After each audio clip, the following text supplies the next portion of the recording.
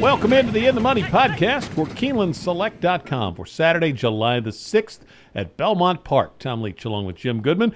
Take a look at the 4 stakes races that make up an all-stakes pick 4 starting in the 7th with the Belmont Oaks Invitational.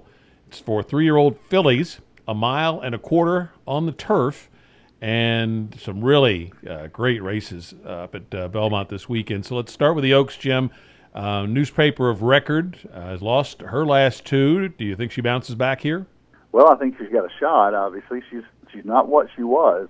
You expected. I know watching the Wonder again, she went off at 15 cents on the dollar there, and she had an easy lead, and they caught her, which is exactly what happened with Concrete Rose catching her in the Edgewood. Now, I wasn't worried too much about her that day because Concrete Rose is a quality filly in her own right, obviously. And but when she came back and lost against a 5-horse field, you got to wonder what's happened to that incredible filly that was beating everybody to death last year. Maybe Chad's got her back on track. Got to use her here, but I wouldn't bet her at even money or less. That's what she's going to be. I think Concrete Rose beat her in the Edgewood. I think it was an impressive win. Canberra Park beat her in the Wonder again. I'm not sure that filly is going to come back with a strong effort. She moved way up there, and I'm not sure that she's got another effort like that in her, although Chad's got her running awfully well right now, and maybe he beats himself here with because he's got Ortiz on Canberra Park and the other Ortiz on Newspaper of Record. And Concrete Rose will be my pick in here. Also intrigued a little bit with the Japanese filly shipping over. She has competed at the highest level in Japan. Grade 1 effort last time at 1.5 miles. She didn't win any part of 1.5 miles apparently, but she almost won a Grade 2 at 1.25 miles, which is the distance this race is at. So you got to look at her. They're shipping over here for probably not for fun. I think she's a quality filly. And then the 6-horse Just Wonderful. Aidan O'Brien ships in from England. This horse hasn't been on the top of her game, but she did compete in the Grade 1 Coronation at Ascot last time out. Didn't do very well, but she's obviously a quality filly. I think it's a wide open race here, and Concrete Rose would be my pick, though. Newspaper Record, like to see her bounce back. I really liked her last year. I am going to try to beat them with the inside horse, O'Linden. I like how her numbers have improved in these last 2 races when she ran 1 1/8 miles and then 1 1/4 miles, and I like that they get Johnny Velasquez to ride. And I think she has a shot here to upset them. But the 2 you mentioned I have to use, Concrete Rose and Newspaper of Record. If I had I'm going to probably end it there when we get to the pick 4, and I couldn't find a single anywhere, so I would like to add the Japanese horse in here as well. That was the next one I had on my list, Jody's the 7. I think she is dangerous, but I'll probably leave her out just for budgetary reasons when we get to the pick 4. But I'm going to try O'Linden to upset Concrete Rose and Newspaper of Record in here in the Belmont Oaks. The 8th race, Grade 2, John A. Nehrude, 7 furlongs for 3-year-olds and up. I thought Promises Fulfilled had a little class edge on these. It's a softer spot than he's been running in. Really ran well last time. Had a little trouble at the start. Still ran big in the Met Mile in a really tough field.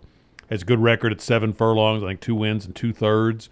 And I'm not sure anybody else is definitively Grade 1 caliber horse, and I think Promises Fulfilled on his best day is. Do Share, I would use, though. New York Central ran big at Pimlico.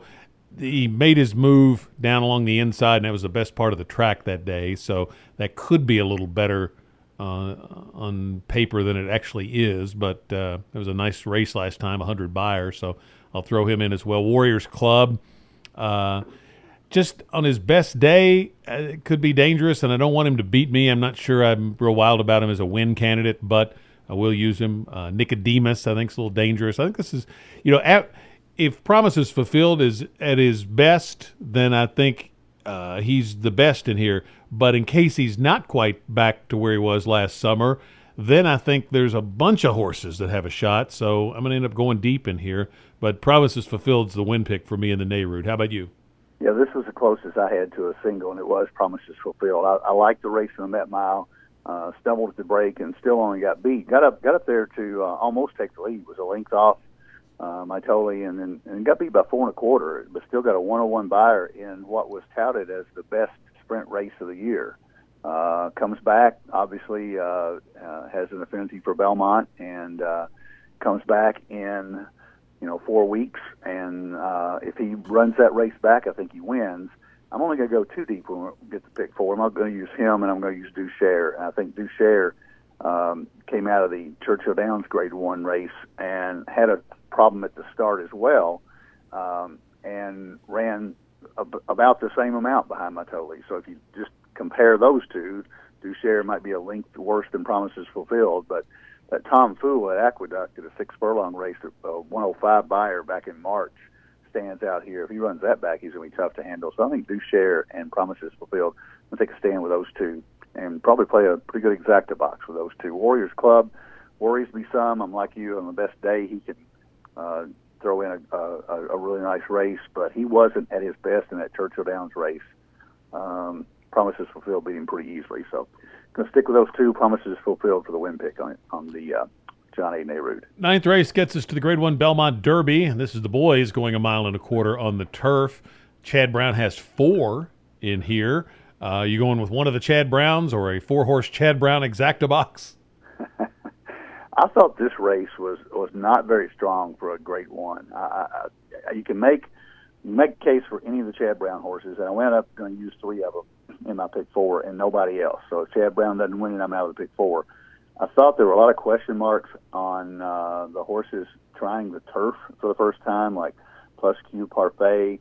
Master Fencer is I'm probably going to use him as along with 3 of the Chad Brown horses, just because I think he proved a couple of things in the Derby and the Belmont, that he's capable of running with the best 3-year-olds in the country, and he's got some turf form back in early in his career at Japan. So I'm going to throw him in there as well. Cape of Good Hope comes over for O'Brien. He's not run at a very high level in England and hasn't been very successful either. Demarchelaire, Digital Age, and Rock Emperor, the 3 outside Chad Brown horses that I'm going to put in pick 4. Probably Digital Age probably has the most upside here. Those 2 horses are both 3 for 3, and neither one would be a surprise. And I'm going to use Master Fencer just out of respect for the things he's done in the Triple Crown this time. But my win pick would be Digital Age. All the outside horses, I think Digital Age is the 13 for Chad Brown. I'm on the same 3 Chad Browns as you are in here. I did take another horse, though, for the win, trying to get a little bit of a price here, and a horse that seems to be really improving, and that's Moon Colony. Got a good post, and really made a big jump up in the Penn Mile last time off a layoff for Mark Cassie. And I heard an interview with Cassie the week after that race where he talked about how much this horse had improved, and he had told Julian, he was trying to convince Julian Leperoux to give up a day at Churchill to come up and ride the horse at Penn National, and he all but said he guaranteed him you're going to win. And the horse ran really big, got a nice career best buyer by a long shot, and a horse that's 3-year-old that's improving, I think, is always dangerous. I think the distance is a question mark, certainly, for this horse, but I'm going to take a shot on the improvement, and within the race, maybe key him in exactas with those 3 Chad Browns. The other one I liked was Seismic Wave. Of the Chad Browns, I thought the one I liked best was Demarchelier. I was reading a little bit about him. He won his maiden race last fall, I think, at Aqueduct, and it was at that point Chad Brown mapped out a plan to get him to the Belmont Derby. That was their target all along. So I think he's certainly set up to run his best race, and I like him the best of the Chad Browns. But I'm going to try to beat him with Moon Colony and get a better price. But I'm going to use all 5 of those that I mentioned in the pick 4. The Suburban is the 10th race, Grade 2 at 1 1/4 on the turf. You could probably make a case to single Catholic Boy. An okay buyer in the first off a layoff in the Dixie, but that was just the first step on a journey toward bigger goals, and won the Travers last year at 1 1/4. And I think you could certainly make a case to single him, but I'm going to try to beat him with Lone Sailor. It's only the second out of the year for Catholic Boy. Lone Sailor is in as good a form as he's ever been in. Now, he may be one of those horses that just always runs second, third, or fourth in a big race like this, but they're adding blinkers. And the thing that I think might make the difference here, he's never run at Belmont Park, and I think this horse, long striding, late running horse, could be a really nice fit for those wide sweeping turns at Belmont, kind of the way Sir Winston was.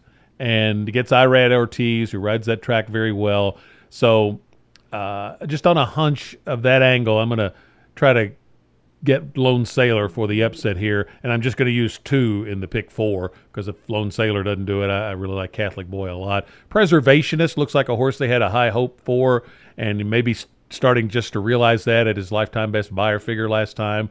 So I think he's dangerous for Jimmy Jerkins. And then Pavel, I thought, always merits respect on his best day. He could win. He's won the Stephen Foster, and he's run in top class company well. So if you want to go deeper, you could think about him. But I'm going to Lone Sailor over Catholic Boy for me, and maybe a nice exacta box with those 2 in the Suburban. How about you?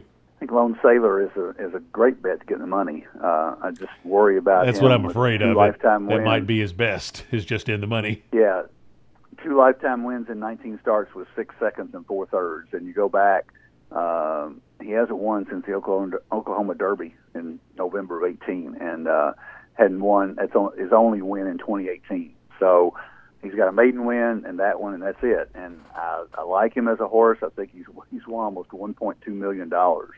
So he's paying his feed bills in grade 1s and grade 2s. But to ask him to win over Catholic Boy, I think, is a lot. And I think Catholic Boy, I may do a cold exacta, but I'm not gonna put Lone Sailor in my pick 4.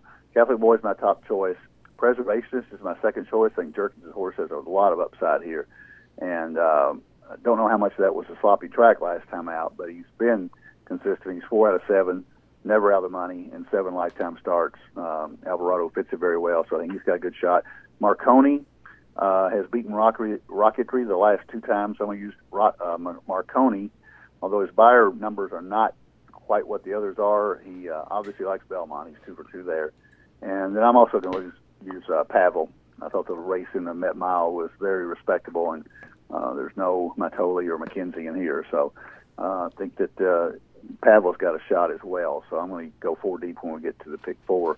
Not going to use Lone Sailor, but I definitely will use Lone Sailor below Catholic Boy in the trifecta. Yeah, I think for him, my main it's just a hunch on that he's going to really like the configuration of Belmont Park, and that moves him up. If that doesn't happen, then I don't think he gets any better probably than about 3rd. But I'm going to throw him in there just on a hunch, so we'll see. Let's talk about the pick 4 because this is an interesting pick 4 because there's no surefire single I didn't find where I'd just be ultimately confident in singling. So structuring a ticket's going to be real key here. How did you do yours? It's been $80. I've got 5 deep in the Belmont Oaks. I really like newspaper record, but I really like Concrete Rose, but I don't think they're anywhere close to singles. So I'm going 2, 4, 6, 7, 9 with newspaper record, Concrete Rose, Just Wonderful, Jody, and Cambier Park. So 5 deep there. In the 8th race, which is a John A. Nehrud, which we didn't mention, is a Breeders' Cup winning you're in, so it's a big deal, even though it's a grade 2. I'm going to go only 2 deep there with the 7 Boucher and my top pick, Promises Fulfilled, so 7, 9.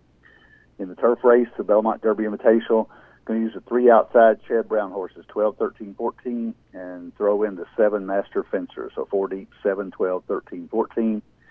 And then the last race, I'm going to take a stand with the 4 horses that we talked about in the Suburban, the 1 Catholic Boy, the 2 Preservationist, the 4 Marconi, and the 11 Pavel. So my pick 4 is 2, 4, 6, 7, 9, with 7, 9, with 7, 12, 13, 14, with 1, 2, 4, 11 for $80. My ticket is $75 for 50 cents. I'm going 1, 2, 4 in the first leg. Linden, newspaper record, Concrete Rose. Going to go 5 deep in the Nehrud, led by Promises Fulfilled, Dushare, So it's 2, 3, 4, 7, and 9 for me. In the Belmont Derby, the third leg, 1, 3, 12, 13, 14. So Moon Colony, Seismic Wave, and the three Chad Browns, and then Catholic Boy and Lone Sailor in the last leg. And I toyed with singling initially Catholic Boy and going deeper in the Belmont Oaks and using both Aidan O'Brien's and the horse from Japan. So I think if Newspaper of Record doesn't come back to where she was last year, then those foreign entries, those horses usually that have competed in group races over there are strong players over here. So you might catch a price on one of those. So it's something to think about. But I'm going to try to add in Lone Sailor. So I'm 1, 2, 4 with 2, 3, 4, 7, 9 with 1, 3, 12, 13, 14 with 1, 5 for $75.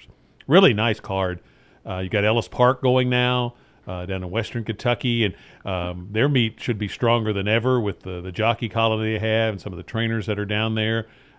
So a really nice meet there, and great opportunities this weekend around the country. So enjoy the holiday, and best of luck with your wagers, and we'll be back next week for another edition of the In the Money podcast for KeenelandSelect.com.